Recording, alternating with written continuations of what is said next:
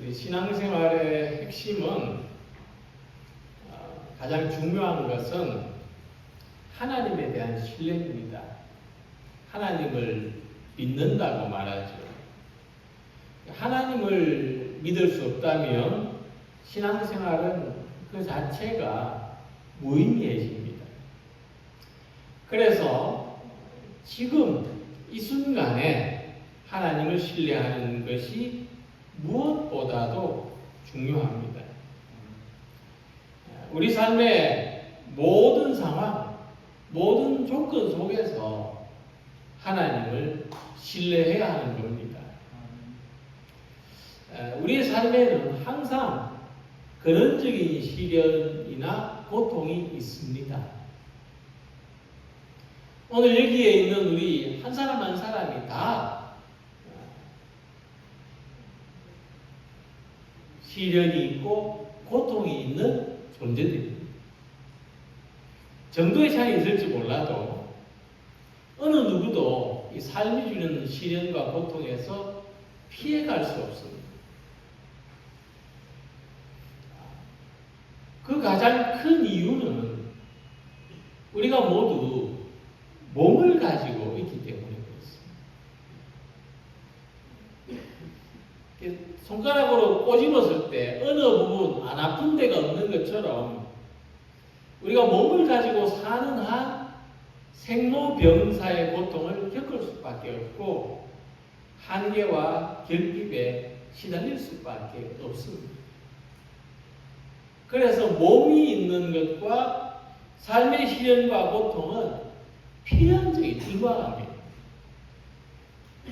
그래서 고대 사람들 어떻게 생각했느냐 하면 이 몸에서 벗어나는 것이 구원이라고 생각했습니다. 헬라의 철학자들이 이런 사상을 가졌고 또 고대 동방의 여러 종교들에서도 이런 사상이 발견됩니다. 몸에서 벗어나는 게 구원입니다.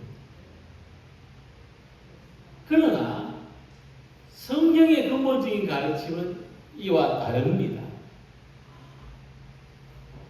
성경의 가르침은 몸에서 벗어나는 게 구원이 아니고 몸이 구원받는 겁니다. 그래서 우리는 몸에서 벗어나는 구원을 바라는 것이 아니고 몸을 가진 존재로 현실을 살아가면서 이 삶 가운데 하나님의 구원을 경험하는 것입니다. 이 신앙을 가장 잘 보여주는 것이 뭐냐면 우리가 몸의 부활을 믿는 겁니다. 우리는 영혼이 불멸하는 걸 믿는 게 아니고 몸이 부활하는 것을 믿습니다. 그래서 로마서 8장 11절에 그리스도 예수를 죽은 자 가운데서 살리시니가 너희 안에 거하시는 그의 영으로 말미암아 너희 죽을 몸도 살리신다고 말씀했습니다. 우리가 사도신경에서도 몸의 부활을 믿는다고 고백하는 것처럼 우리 기독교 신앙은 몸에서 벗어나는 구원이 아니라 몸의 구원을 믿는 것입니다. 우리가 몸을 가진 존재로서 하나님의 나라를 누릴 것입니다. 우리가 몸을 가진 존재로서 영원히 사는 것입니다. 그럴 때에 구원이, 교회에서 말하는 구원이 참 현실적인 것이구나 하는 것을 경험하게 됩니다. 구원은 현실적인 겁니다. 우리가 일상에서 하나님의 구원을 경험하며 살기가 쉽지 않고 오히려 일상에서 벗어나는 게 구원이라고 생각할 만큼 구원이 아득히 멀리 있는 것처럼 느껴지지만 우리가 믿는 구원은 현실적인 겁니다. 오늘 지금 직접적으로 경험하는 것입니다. 그래서 우리 신자들이 보통 세 가지의 태도를 가지고 있습니다. 이 각각이 특징인 사람이 있을 수도 있고 이 세 가지를 다 가지고 있는 사람 또 이 중에 한두 가지를 가지고 신앙생활 하는 사람이 있을 수 있습니다. 첫 번째는 머리로는 믿지만은 몸으로는 하나님과 상관없이 사는 겁니다. 교회 오면은 믿음 있는 사람이고 교회에서 나가면은 그냥 일반적인 사람. 이것을 실천적인 무신론자라고 합니다. 신앙에 대해서 알기는 하지만 삶으로 실천하지는 않습니다. 근데 이런 사람들이, 이런 모습의 사람들이 기독교 신앙에서 가장 위험한 사람, 복음에 가장 장애물이 되는 사람, 머리로는 믿고 생각은 믿는데, 말은 믿는데 행동은 전혀 그렇지 않아요. 실천적인 무신론자들입니다. 두 번째는 하나님을 경험하는 것처럼 살아가는 사람.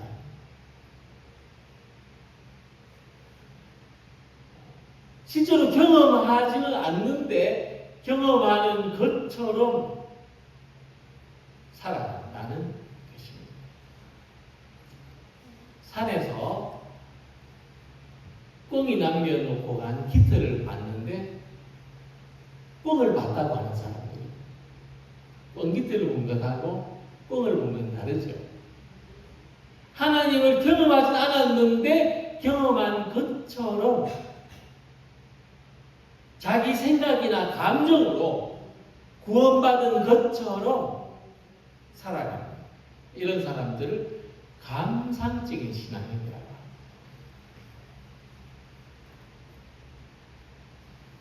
그리고 세 번째는 현실적인 구원을 추구하는 사람들입니다.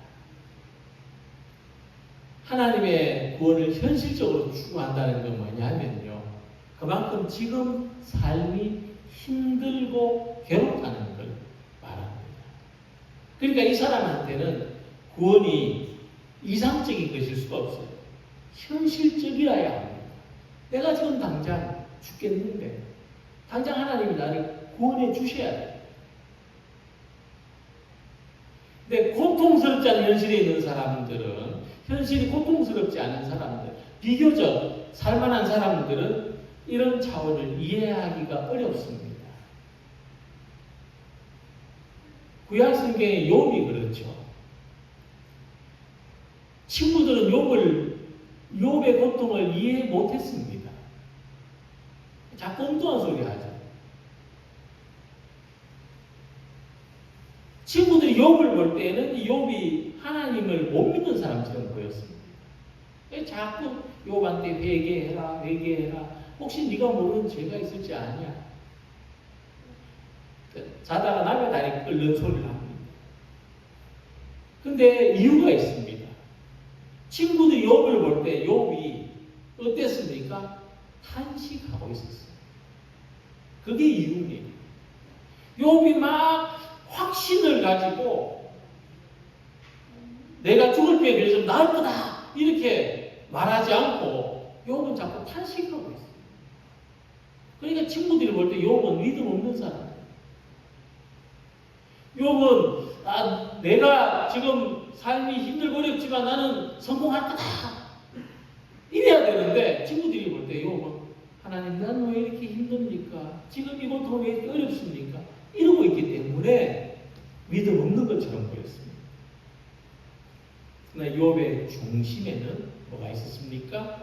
하나님의 구원을 현실적으로, 누구보다도 현실적으로 하나님의 구원을 경험하고 싶은 마음이 있었습니다. 그래서 탄식하는 겁니다. 그는 구원에 대한 갈망이 없으면 탄식도 안 합니다. 아주 식어요. 그래서 거꾸로 말하면 지금 하나님의 구원을 갈망하며 지금 탄식하는 사람이 하나님의 구원을 경험할 가능성이 가장 높습니다. 탄식하며 기도하는 사람이 하나님의 응답을 경험할 가능성이 가장 높아요. 그래서 바울이 말씀했습니다. 또한 우리고 성령의 처음 익은 열매를 받은 우리까지도 속으로 탄식하자고 말했어요. 양자될 것, 우리 몸의 속량, 몸의 구원을 기다립니다. 그래서 우리 현실적인 구원의 경험은 탄식에서 나온다 하는 것을 잊지 말아야 되겠습니다. 그래서 이 시편 91편은요, 탄식하는 사람의 기도입니다. 탄식시입니다. 그런데 이 시편에 고통받는 사람이 조금 다르게 탄식해요. 우리가 생각하는 일반적인 탄식이 아니에요. 뭐가 다르냐 하면은 이 시인은 하나님에 대한 신뢰를 노래하고 있습니다. 그러니까 보통 탄식시에서는 탄식이 나오고 맨 마지막에 신뢰의 기도가 나오는데 이 시는 탄식은 안 나오고 신뢰의 기도가 나와요. 그는 탄식한 상황 속에 처해 있지만 하나님을 신뢰하는 기도를 드리는 사람입니다. 왜냐하면 하나님을 신뢰해야만 살 수 있다는 것을 알기 때문이죠. 하나님을 신뢰해야만 구원을 경험할 수 있다는 것을 알기 때문입니다. 그래서 오늘 탄식하는 우리 모두에게도 이런 자각이 필요합니다. 우리는 탄식을 합니다. 또 탄식이 있을 수밖에 없습니다. 그러나 탄식이 끝이 돼서는 안 됩니다. 탄식에서 신뢰로 나아가야 됩니다. 하나님을 신뢰해야만 우리가 살 수 있습니다. 시편 91편은 이런 대답을 주고 시작합니다. 어떤 대답이냐면 우리 인생이 평안을 누리고 안전을 누릴 수 있는 길은 하나님밖에 없다. 이게 대답입니다. 우리 인생이 평안을 누리고 안전을 누릴 수 있는 길은 하나님밖에 없다. 하나님 안에서 사는 것밖에 없다. 자, 지존자의 은밀한 곳에 거주하며 젖는 자의 그들 아래에 사는 자여 라고 했습니다. 근데 우리가 보통 질문이 먼저 있고 대답이 다르죠. 자, 그러면 오늘 이 시편은 대답부터 시작하는데 질문이 뭘까? 생각해 볼 때 누군가가 시인한테 이런 질문, 이런 물음을 했을 겁니다. 너 이렇게 힘든데 이제 어떻게 살래? 너 이렇게 어려운데 앞으로 어떻게 살래? 이런 질문을 했을 겁니다. 그러니까 시인이 대답합니다.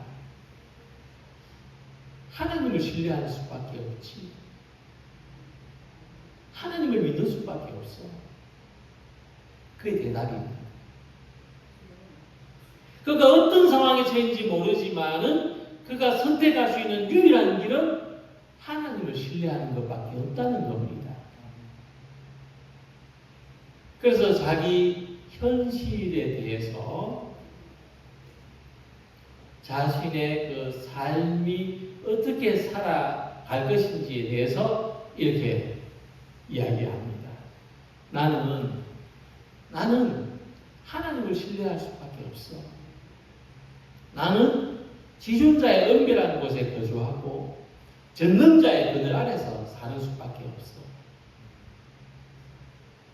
그렇게 대답하는 것입니다.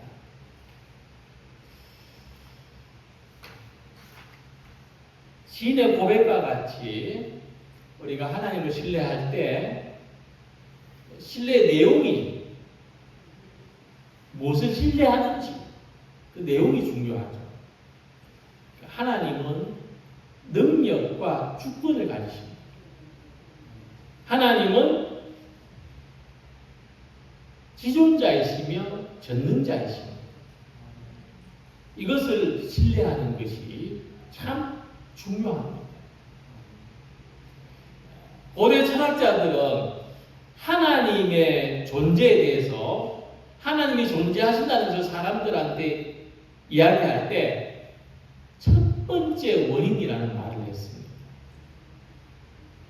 모든 것의 원인을 거슬러 올라가면 맨 첫 번째 원인에 하나님이 계십니다. 모든 것의 첫 번째 원인에는 하나님이시다 하는 말입니다.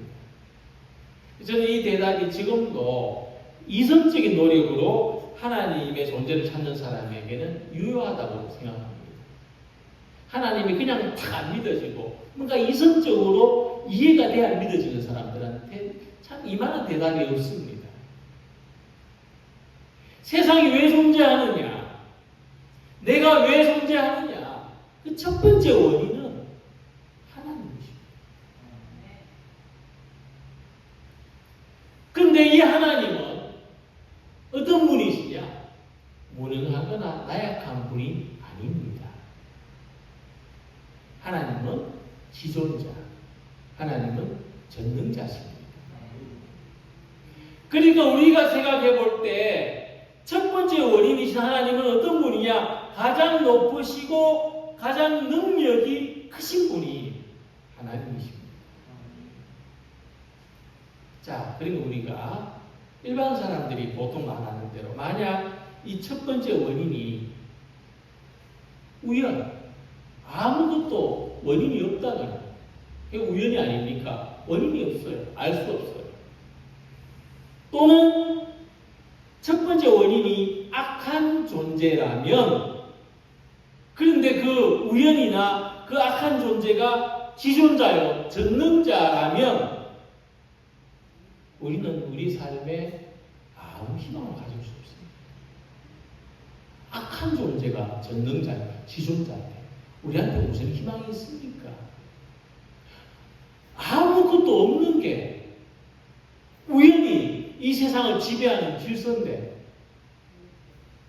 어떻게 우리는 그 우연을 기대하고 희망할 수가 있겠습니까? 삶의 구원은 없어요. 하나님이 지존자요 전능자이실 때 우리는 삶의 구원을 희망할 수가 있지. 그 외에 다른 것이 지존자요 전능자의 자리에 있을 때는 우리에게는 구원이 없는 겁니다.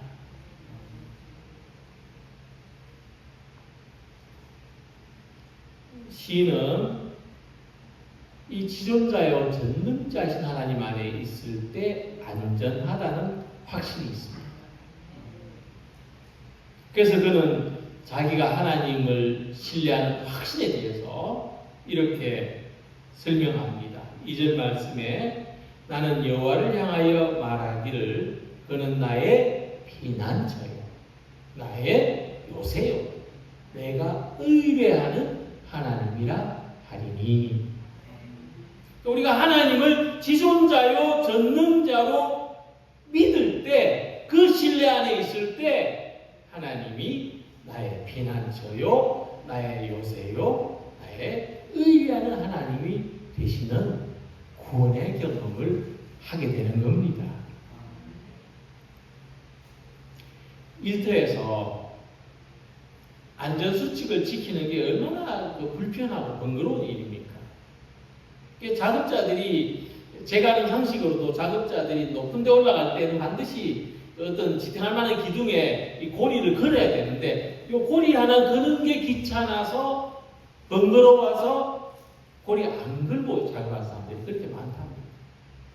그래서 추락하는 사고가 생기는 거예요. 이 작업수칙이, 안전수칙이 불편하고 번거롭지만 이걸 지켜야 자기 안전이 지켜지는 겁니다. 자기 생명이 구원받는 거예요. 우리가 피난처요, 우리가 요새이신 하나님을 신뢰하고 의지해야 결국 그 믿음이 내 몸과 영혼을 지켜주는 겁니다. 우리가 그 믿음으로 구원받는 겁니다. 하나님을 신뢰해야 우리가 살 수 있습니다. 이게 신앙의 안전수칙입니다. 하나님을 신뢰해야 내가 살 수 있다.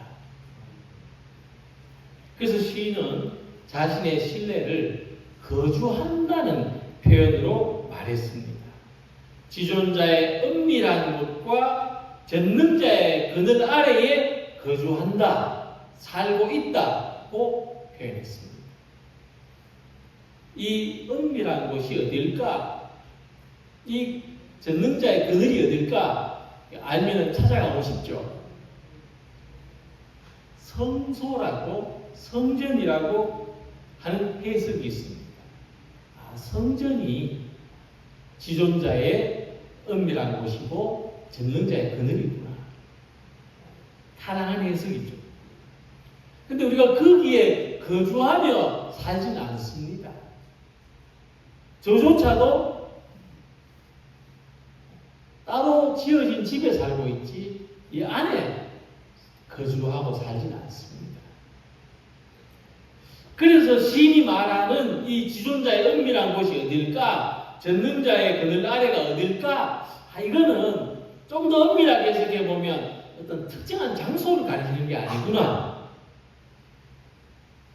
우리가 어디에 살든지 어디에 있든지 하나님의 보호를 믿고 사는 것이 지존자의 은밀한 곳과 전능자의 그늘 아래서 사는 것이구나 하는 말씀입니다.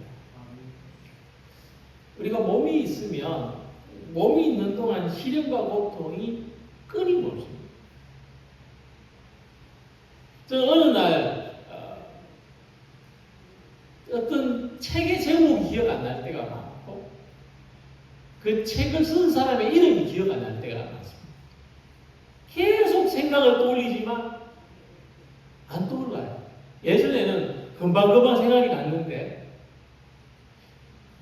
그런 걸 느낍니다. 그뿐만입니까? 고통을 느끼는 분들, 날마다 다른 모양의 고통을 느끼는 분들이 얼마나 많습니까? 몸이 있는 동안에 그렇습니다. 결핍. 또 뭔가가 채워졌다 싶으면 또 뭔가가 부족한 것을 느낍니다. 항상 내일은 또 내일 필요한 게 생깁니다. 몸이 있는 동안 끊임없습니다. 그러나 지존자와 전능자이신 하나님이 보호하는 것을 믿으시기 바랍니다. 이 시인의 고백처럼 매일 하나님을 신뢰해야 살 수 있습니다. 오늘도 하나님을 신뢰하는 힘으로 살아가는 성도들이 되시기 바랍니다. 그래서 이 하나님이 여러 종류의 위험에서부터 우리를 보호하신다고 시인은 말하고 있습니다. 어떤 위험이냐? 3절 말씀을 보면 새 사냥꾼의 올무와 심한 전염병에서 건지신다 하고 말씀했습니다. 이 새 사냥꾼의 올무는 어떤 거냐 하면 이 올무가 굉장히 은밀한 곳에 숨겨지지 않습니까? 다 알면 피해가죠.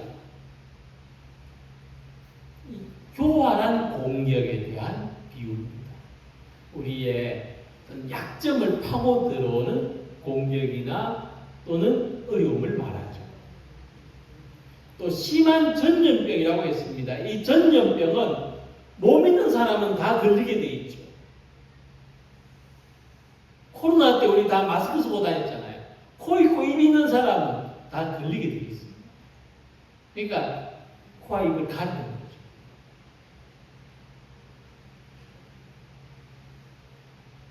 그래서 이 모든 종류의 고난에 대해서 우리가 아는 고난, 모르는 고난, 이 모든 것에 대해서 하나님이 건져주신다. 건지실 것이니로다. 이 건져준다는 건 뭐냐 하면은 낚아챈다는 뜻인데 우리로 하여금 이 고난의 수렁에 빠지지 않도록, 빠져 죽지 않도록, 영원히 헤어나오지 못하는 상태가 되지 않도록 건져주신다, 낚아채신다 하는 뜻입니다. 시인은 그 외에도 5절과 6절에서 낮에 날아드는 화살이라고 표현했습니다. 낮에 날아드는 화살. 낮에는 화살이 보이죠. 그런데 보는 순간 어떻게 됩니까? 화살에 맞는 겁니다. 보는 순간 맞는 거예요. 그리고 눈 뜨고 당한다는 표현처럼. 그 다음에는 어두울 때 퍼지는 전염병. 전염병 퍼지는 거 보입니까? 안 보입니다. 더구나 어두울 때 퍼지니까 더 안 보이죠. 밝을 때 닥쳐오는 재앙. 이런 표현은 우리 삶의 고난이 끊임없다.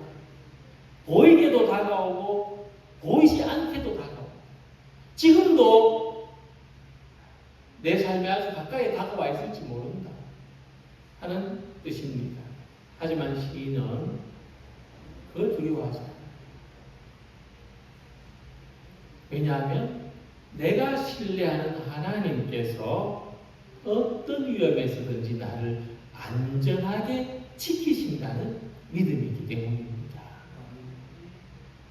다르게 말하면 이 시인은요, 이렇게 언급할 만큼 인생의 온갖 시련과 고통을 경험한 사람이에요. 인생의 고통, 몸의 고통을 모르는 사람이 아닙니다. 경험한 사람이에요.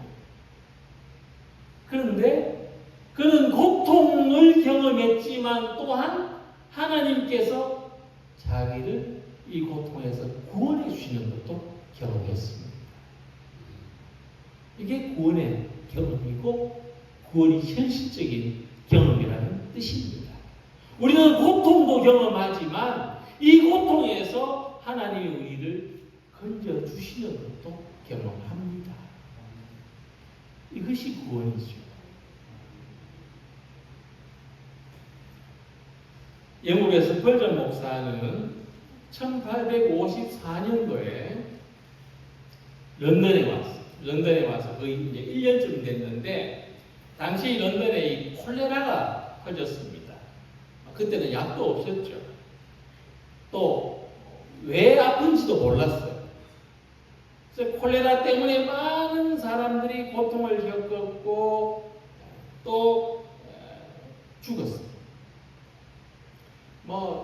그냥 목회의 구할이 병자들을 신방하는 일이었고 장례를 치는 일이었어요. 육신적으로도 지치죠. 마음도 약해집니다. 왜냐하면 병자 신방하고 장례 치르고 자기가 언제 오는 걸 어떻게 알아요? 자기도 언제 병자가 될지, 자기도 언제 관에 누울지 모르는 거죠. 그러니까 점점 이제 이런 공포가 오는 거예요. 나도 병에 걸렸을지 모른다. 나도 병에 걸렸을지 모른다. 그리고 이러다가 병에 걸리기 전에 먼저 미쳐버리지 않을까. 두려움 때문에 돌아버리지 않을까. 이런 위축이 되고 약해졌어요. 어느 날, 그날도 교인의 장례를 치르고 돌아오는데 어떤 문 닫힌 가게에 이런 종이 쪽지가 붙어있는 걸 봤습니다. 이렇게 쓰여져 있어요. 내가 말하기를 여호와는 나의 피난처시라 하고 지존자를 너의 거처로 삼았으므로 화가 내게 미치지 못하며 재앙이 내 장막에 가까이 오지 못하리니. 이 시편 91편 9절 10절 말씀이 쓰여져 있었습니다. 이 말씀을 보는 순간 스펄전은 마치 자기가 불멸의 힘을 얻은 것처럼 느꼈어요. 불사의 힘을 얻은 것처럼 느꼈어요. 은혜를 받고 감동을 받았어요. 그는 평온해졌어요. 모든 마음의 불안, 염려, 고통에서부터 자유하셨어요. 그래서 그 다음부터 다시 새 힘을 얻은 듯이 환자들을 실망했고 질병의 두려움이 사라졌어요. 결국 어떠한 해도 잊지 않았다. 그렇게 간증했습니다. 그래서 우리가 거처를 정하고 우리가 거주하는 하나님의 그늘, 하나님의 은밀한 곳은 바로 하나님 자신인 것을 믿으시기 바랍니다. 특별히 12절 말씀을 보면 사탄이 예수님을 시험할 때 이 구절을 이용했습니다. 예수님 보고 성전 꼭대기에서 뛰어내리라고 도발했어요. 그러면서 천사가 너를 받들어 발이 돌에 부딪히지 않게 할 것이다. 왜 못 믿느냐? 한번 믿고 뛰어내려 봐라. 내 믿음을 증명해 봐라. 그러나 예수님은 자기를 증명하기 위해서 이 구절이나 천사들을 동원하지 않으셨습니다. 하나님을 시험하지 마라. 사탄의 시험을 이기셨어요. 우리도 이렇게 말할 수 있지 않을까 하는 생각을 합니다. 내 믿음을 시험하지 마라. 내 믿음을 시험해 보려고 하지 마라. 그랬을 때에 마귀는 예수를 떠나고 천사들이 나와서 수종드니라고 했습니다. 무엇보다 이 시인은 하나님을 신뢰하는 사람은 천사의 보호를 받으며 안전하다는 이 말씀을 자기 자신에게 적용했어요. 그래서 우리가 깔뱅이 말씀한 것처럼 기독교 강요에서 이야기한 것처럼 하나님도 택하신 성도들을 지키시기 위해서 천사를 두셨다고 했던 것처럼 우리가 이 말씀을 자기 자신에게 적용하는 우리가 되기를 바랍니다. 하나님이 천사들을 시켜서 나를 지켜주신다. 나를 보호하신다. 그래서 우리가 고난을 겪을수록 더욱 하나님을 신뢰해야 살 수가 있고 이길 수가 있습니다. 하나님의 구원을 오늘 자기 자신에게, 자기 삶의 현실에 적용해야 됩니다. 그래서 오늘도 내 삶을 향한 하나님의 보호를 신뢰하며 살아가는 성도가 되시기를 바랍니다. 그리고 14절에서 16절을 보시면 하나님은 우리의 믿음에 보답을 하시고 우리가 가진 믿음에 보답을 하시고 보상을 하시는데 바로 하나님의 보상은 우리를 보호하시는 겁니다. 우리가 하나님의 보호를 믿는 믿음에 대한 보상은 하나님이 우리를 보호하시는 것입니다. 우리가 하나님의 구원을 믿는 믿음에 대한 보상은 하나님이 우리를 구원하시는 겁니다. 그래서 하나님이 이르시되 그가 나를 사랑한즉 내가 그를 건지리라. 그가 내 이름을 안즉 내가 그를 높이리라고 말씀했습니다. 그는 나를 향한 하나님의 보상이 뭘까? 내가 가진 믿음에 대한 하나님의 응답이 어떤 것일까? 내 기도에 대한 하나님의 응답은 무엇일까라고 했을 때 하나님의 응답은 내가 너를 건지리라. 내가 너를 높이리라 였습니다. 하나님은 그의 기도에 응답하셔서 그가 환난을 당할 때에 함께하여서 건지시고 영화롭게 하겠다는 약속의 말씀을 주셨습니다. 우리도 이 하나님의 약속을 신뢰하는 성도들이 되시기를 바랍니다. 하나님을 믿는 사람들은 고난 속에서 공통적인 경험을 합니다. 어떤 경험을 하느냐 하면 하나님의 구원의 약속이 나를 향한 약속이에요. 그것을 믿고 의지하는 거예요. 우리 10명이 고난을 받으면 10명이 다 똑같이 하나님의 이 약속, 구원의 약속이 나를 향한 거구나 하는 믿음을 10명이 똑같이 가져. 그러면 하나님의 구원의 그 효력이 10분의 1이 됩니까? 아니에요. 10분의 10이 되는 거예요. 지금 우리 삶에 엄청난 위기가 다가왔습니다. 이런 위기가 충격을 주고 흔적은 남기죠. 그러나 그것이 우리의 생명을 파괴할 수 없다는 믿음입니다.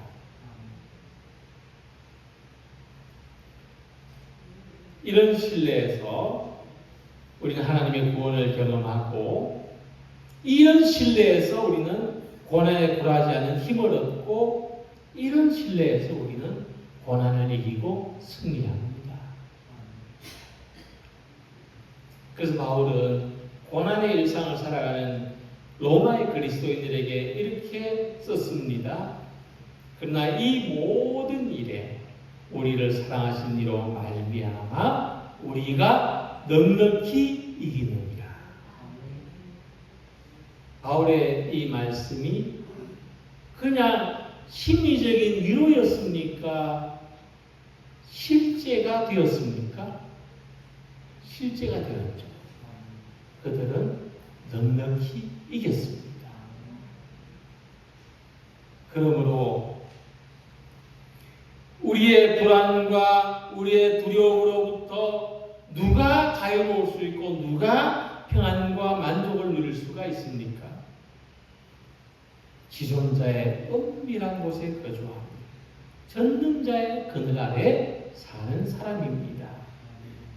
고난의 현실에서도 하나님을 신뢰하는 믿음으로 살아가는 사람입니다. 이런 사람에게 하나님은 약속하십니다. 내가 그를 장수하게 함으로 그를 만족하게 하며 나의 구원을 그에게 보이리라. 이 장수하게 하시다는 말씀은 단순히 오래 살게 해준다는 뜻이 아니라 오늘이 아니라 내일의 관점에서, 오늘 힘들고 어렵지만은 내일의 구원이라는 관점에서, 또 내일을 넘어서 영원한 삶에도 하나님의 구원을 약속해 주는 말씀입니다. 이 말씀은 하나님을 신뢰하며 살아가는 사람에게 주어진 약속입니다. 그래서 우리 모두가 한계와 약함을 가진 사람들입니다. 그래서 우리는 자기 외에 신뢰할 대상이 필요합니다. 자기 외에 신뢰할 대상 필요하죠. 그런데 그 신뢰할 대상은 신뢰할 만한 대상이라야 합니다. 자기를 초월할 수 있는 능력과 권세를 가지신 하나님이 우리에게 신뢰할 만한 분이십니다. 우리는 생각으로는 믿지만 실제 삶에는 믿지 않는 실질적인 무신론자. 현실의 상황과 구원에 대한 믿음이 전혀 연결되지 않는 감상적인 그리스도인으로 살아갈 것이 아니라, 비록 탄식할 수밖에 없지만 그 안에서 하나님의 구원을 소망하는 성도가 되시기 바랍니다. 그래서 높고 위대하신 하나님, 지키고 보호하시는 하나님, 구원을 약속하신 하나님을 신뢰함으로 하나님의 한없는 은혜와 사랑 안에서 살아가는 우리 모두가 되시기를 주님의 이름으로 기원합니다.